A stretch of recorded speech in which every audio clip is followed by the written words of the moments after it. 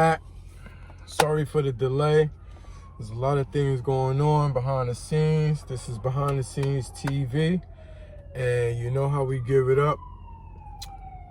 Right now, we had to dig into the files and try to figure out a way to bring you some creative content for younger and older, so you can bounce around and follow different decades and different generations. A lot of stuff that happened took place. Shout out to Cartel Clothing Company. Right now they sponsoring this segment. Exclusive content right now. This is the story of Scott LaRock, basically hip-hop's first murder. You already know the legacy of BDP, Boogie Down Productions. You know the legacy of KRS-One. You know what they went through. You know the path that it took to get them to where they are, which ended up legendary and tragic at the same time. I want to share this documentative information with you so you can understand what's going on out here throughout the different generations and everything. So without further ado, we bring into y'all the story of Scott LaRock, hip-hop's first murder. This is crazy, man. Shout out to everybody, man, doing your thing. Behind the Scenes TV, big bruh, you know how we give it up. He was at the peak of his DJ career, making a massive difference in helping shape hip-hop when his life was tragically taken away from him. Scott LaRock, a member of Boogie Down Productions, was born on March 2nd, 1962 in South Ozone Park, Queens. It was a rather peaceful neighborhood, far from the grim and gloomy place that would mold Scott later in his life. His early childhood was not as bright as his parents split when he was only 4 years old. After that, he was living with his mother, Carolyn Moran, a career municipal employee. Later, with his mother, Scott moved to the Holloyassine section of the Bronx, and after that to Morris Heights. Scott was attending Our Savior Lutheran High School, where he was a successful student, not only in his academic pursuits, but in sports as well. He graduated in 1980 and started his education at Vermont's Castleton State College.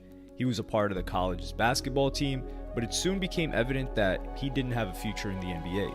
So, Scott switched his focus from basketball to music. A roommate of Scott LaRock, Lee the Mag Smith Jr., stated that, "Our turntables were on our desks and our books were on the floor. I would come home and hear the bass before I opened the door." In 1984, after graduating from college, Scott LaRock came back to New York in hopes of finding work and finding his way into the music industry. Thanks to the help of his mother, Scott was given a job at the Franklin Armory Men's Shelter, which was on 166th Street in the Bronx. Having a day job didn't stop him from his musical endeavors, in which he was progressing, playing in the Broadway Repertoire Theater on 145th Street. Thanks to his developed social skills, progressive business sense, and pure magic that he was making on the turntables, Scott LaRock earned a reputation. DJ Red Alert, while asked about Scott, said, "He was just a smooth, approachable brother. He could relate to any type of person. That's why so many people gravitated to him." The more Scott worked on the turntables, the more he wanted to make his own.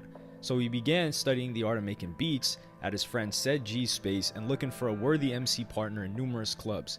But when he did find the better half of the later duo, it was not in the clubs, but right in the shelter where he was working. Among the numerous responsibilities that Scott had at the shelter was giving away subway tokens to those who were traveling to job interviews. It took him some time to figure out that a few of the residents were not going to any job interviews, but instead were saving those tokens to go to parties. One time, Scott confronted one of the said people, and it was rather loud. There was some verbal altercation that resulted in the resident being forced from the premises of the shelter. That man was KRS-One, 20 years old at the time, with a cocky attitude and passion for graffiti and philosophy. A few months after that incident, Scott ran into KRS-One again when he was visiting his friend Sed G. KRS was there to practice his newfound passion for music. Having in mind their previous verbal exchange, Scott suggested burning the hatchet and inviting KRS-One to be his partner. After that, Scott asked KRS to come to one of his parties in the Broadway Repertoire Theater. My mind got blown clean out of my head. Just seeing Scott DJing and then watching Mantronics walk by and then Dougie Fresh in the corner grabbing a drink, It was just too much for me. Scott really liked KRS and two more guys from the shelter he was working at, such as Just Ice and ICU later. LaRock tried to be an influence on D-Nice, who was a cousin of a security guard. So I brought my cousin food over at the Franklin Men's Shelter. He was like, yo, I want to introduce you to someone. He took me into his office and introduced me to this guy. He was just this tall, dark, towering dude. I was young at the time. I was 15. Even at work, this dude always had a briefcase and short sleeve shirt on, always wearing jeans, white pair of Nikes on, waves in his hair, smiling. He was just full of life and energy. And from that day, we hung out and we went to Dr. J's on 3rd Avenue in the Bronx, and he just started buying me stuff. It was how D-Nice was introduced to Boogie Down Productions. Scott encouraged D-Nice to take his chances in hip-hop, even though D-Nice at the time did not have the same visualization of things as Scott had. Also, Scott was trying to persuade D-Nice to spend some time educating himself. In a 1987 interview, KRS-One recalled that, you know, Scott worked for the Franklin Men's Shelter, and me and BDP Posse was in there, bugging, running around LA. We wasn't like everybody else, you know, we wasn't, you know, most of the people you see inside shelters are usually, you know, they're there because of the bottle, the crack, the needle, or whatever it is, they're there for a reason. We were there simply because no one else would believe in us, family-wise. he'd invite us down and we'd hang out way past the 9 p.m. curfew, get drunk and party. At the end of the night, Scott would take us all out for breakfast and we'd talk about who we were going to be and what we were going to do. Scott gained freedom hanging out with us, and being around him made us feel important. The charismatic trio, which consisted of Scott LaRock, KRS-One, and D-Nice, first called themselves Scott LaRock and Celebrity 3, but later changed their name to Boogie Down Productions to honor their home, Boogie Down Bronx. It was the fall in 1985 when Scott LaRock and KRS started recording original music, while the trio was called Scott LaRock and Celebrity 3. They released a single, Advance, that wasn't too successful. After that, Scott saw an ad in the newspaper that Rock Candy Company was looking for a rap talent and decided to give it a try. He met with Rock Candy and sold them the idea of having a subsidiary label, B-Boy Records, that would be run by him and KRS. They would have an office in the Hunt's Point neighborhood in the Bronx and later change their name to Boogie Down Productions, splitting profits equally. Scott and KRS started their recording instantly, making a demo cassette with rough versions of Elementary and Criminal Minded just in a few weeks. Through an engineer in Power Play Studios, Scott had an opportunity to give the tape to DJ Mr. Magic, but Magic didn't really like the material and said it was kind of whack. Later that same week, Scott booked 2 hours at the studio, where KRS set his creative energy free, inspired by that insult. That was how South Bronx was born, a track about regional pride that took shots at DJ Mr. Magic, DJ Marley Marl, Queens, and Juice Crew. I hear all these records about Brooklyn and Queens, and then Shan saying that rap music started in Queens. That's a bunch of bull. I don't like Mr. Magic anyway, so I thought it was time to tell the truth. Then Scott and KRS released Success Is the Word through Sleeping Bag Records, but they didn't write it or produce it through Boogie Down Productions, so it didn't really have much of an influence. Their rage took the shape of The Bridge Is Over and South Bronx. Mr. Magic tried to diss us one night in the studio a couple months ago, so I said, KRS, let's put out this record. Chris Lighty, who was the leader of Violator, you may also know him as the manager for 50 Cent who helped him get the vitamin water deal, remembered when Scott played him South Bronx for the first time. I was like, damn, we going at him like that? He was just like, yeah, why not? It's a business. What's stopping us? It seemed like an insurmountable mountain at that point, but that was how Scott was. He could make you believe anything was possible. Soon after, Scott and KRS were in the final stages of making their first album, Criminal Minded. It was Said G who helped to craft a revolutionary sound. Me and Scott grew up together, Said told Angus Beatty in 2004. I knew Scott's whole family. With BDP's Criminal Minded, my input was more of showing Scott how to use the sampler. When the SP12 came out, a lot of engineers just looped, but I would take sounds and chop them up. Even if it wasn't a full sound, I'd make it sound full. I was the first person to chop samples on the SP12. Soon after, everyone was doing it. KRS-One would bring the record, I would take it, chop it, rearrange it. I did the whole album, apart from 4 songs. For listeners, KRS shaped and described the reality of the Bronx's crack era mean streets. He rapped about what one needs to do to get money, but at the same time not to cross the line and become criminals themselves. KRS vividly depicted the album cover in one of his interviews in 2010. The idea was revolutionaries. If you look at the cover of Criminal Minded, that's what we were saying modern day Black Panthers are. I had the gun belt going over the shoulder, grenades. That wasn't hood. It wasn't like we had guns on the table like we were drug dealers. We had grenades. Real paramilitary stuff was on the table. We were showing ourselves to be revolutionaries. Gangsters are really intelligent. We're Black Panthers. We're not just dudes on the corner. The guns and all that? The guns and stuff. We were posing on the cover of Criminal Minded as revolutionaries. We were coming off Black Panther, coming off of guerrilla warfare, but we doing it in the hood. D-Nice, while being a member of Boogie Down Productions, was not on the cover of Criminal Minded for a very good reason. He had a lot of disputes with Scott about continuing his education. So Scott put it very simply. D-Nice could not find the inspiration to go to school, so he didn't deserve his place to be in the group. At the beginning of 1987, Criminal Minded was finally released and was met with immediate acclaim, selling about 300,000 copies in the first year of its release. Though Rock Candy turned out not to be the decent partners and they didn't distribute the album properly, there were lots of shady things happening with the album's true sales. So Scott and KRS never really realized or got the exact amount of money that they should have received. Warner Brothers A&R Benny Medina got really interested in the album, so in August, Medina flew Scott and KRS to LA and presented them with $275,000 to sign to the major. Understandably, when Scott and KRS returned to New York, they were really excited and more than ready to announce their move to Madison Square Garden, where they had to perform alongside Public Enemy, LL Cool J, as a part of the Dope Jam tour. Also, they began pre-production of the following tracks, such as My Philosophy, Stop the Violence, and I'm Still Number One for their next album, By All Means Necessary.